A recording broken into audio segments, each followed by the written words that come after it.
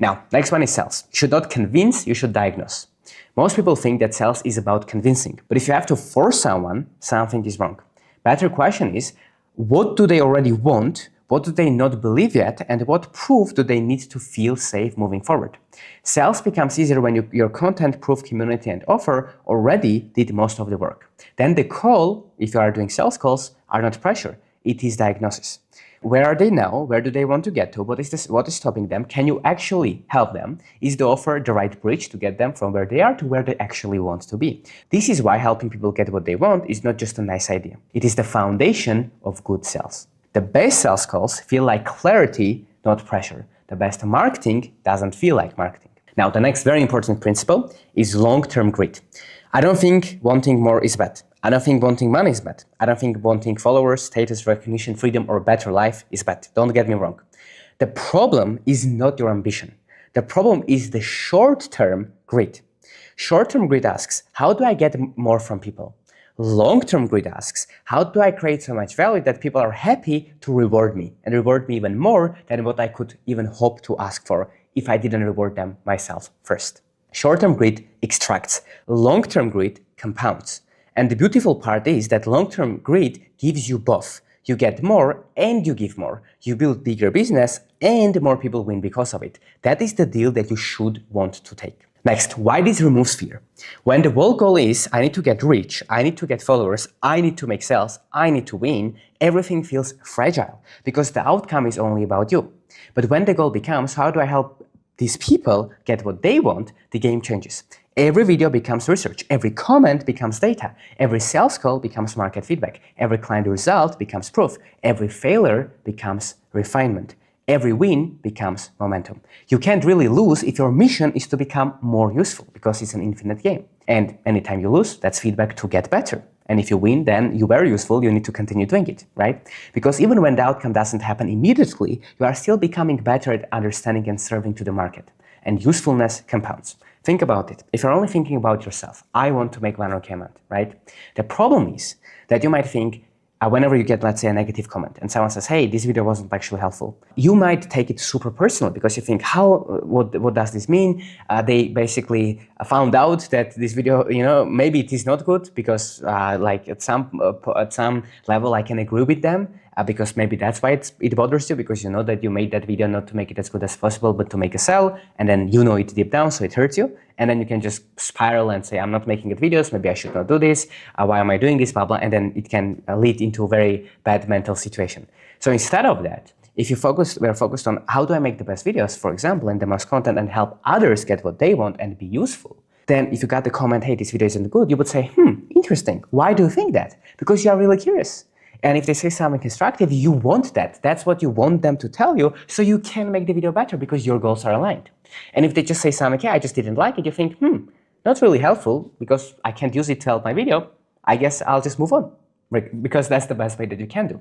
So this is an example that if you think like this, no matter what happens, something good, something bad, you will still be on track and it won't put you off guard or stop you from continuing your journey and achieving your goals because you are doing it to help others. And that's an infinite process and you can always do it no matter what. So here are the 4 questions that will help you to actually implement this so you can scale to 100K a month profit and you can be fulfilled in the process and you can scale way further.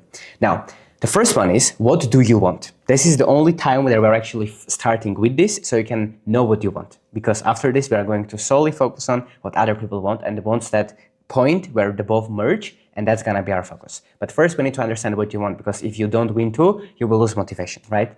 So you need to be very clear and very honest, and you don't have to play it cool, just be brutally honest. What do you want? Is it the status? Is it the money? How much? Is it trust? How much do you want in your bank? Is it community growth? Is it freedom? Is it fulfillment? Is it recognition? Whatever it is, you need to be very specific with this. We can't say more money because here it is, $5. Enjoy, right?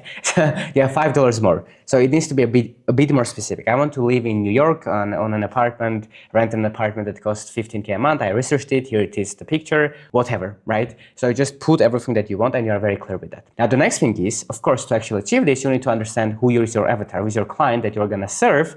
So you help them, so in exchange, they give you money so you can achieve these things. And when you know this, you want to understand what do these people want, right? Do your clients want clarity, money, confidence, status, health, freedom, belonging, transformation, proof, a path? What do they want? And then you need to ask, where do these overlap? What can I create that I like making, that I want to make, that is fully focused on helping them get what they want, right? Because that's the point where it stops becoming about what you want. We understood you want these goals. We have the list. And now we need to understand what we are ready to do for the people and what do they want, and that becomes our only focus, because when we do that, we'll automatically get what we want, and it will become the byproduct. And then how do I make the overlap undeniable?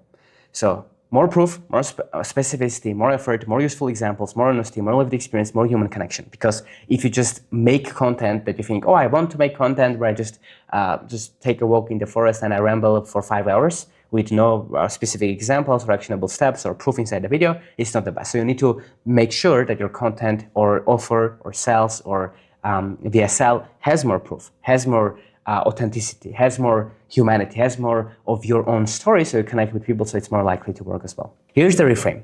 The best life is not choosing between you being selfish and you being selfless. The best life is designing your selfish goals so that achieving them requires you to help other people. If you want followers, you need to make content that people actually want. If you want sales, you need to build offers that people actually need. If you want community, you need to create a place that people actually want to belong. If you want fulfillment, you need to make progress tied to other people's progress. You don't get what you want by forgetting yourself. You get what you want by making yourself useful to the people that you want to serve. Because if you help enough people to get what they want, you will get everything that you want. And the fastest way to win is to help enough people win themselves.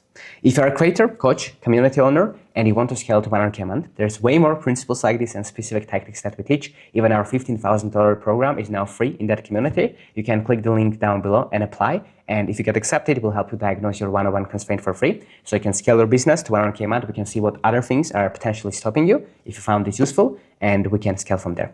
And keep in mind that if you want to attract butterflies, stop chasing them and build a beautiful garden, because then the butterflies will come to you, or worst case, you'll at least have a beautiful garden. And I promise you that it will be way more fulfilling for you than just having butterflies or just chasing them yourself. Now, a lot of these trainings are available for free with all of the templates, AI tools, private feedback for you to be able to implement in your business. And guess what? It's absolutely free. So if you're interested, the link will be down below in the description and you can apply to join there.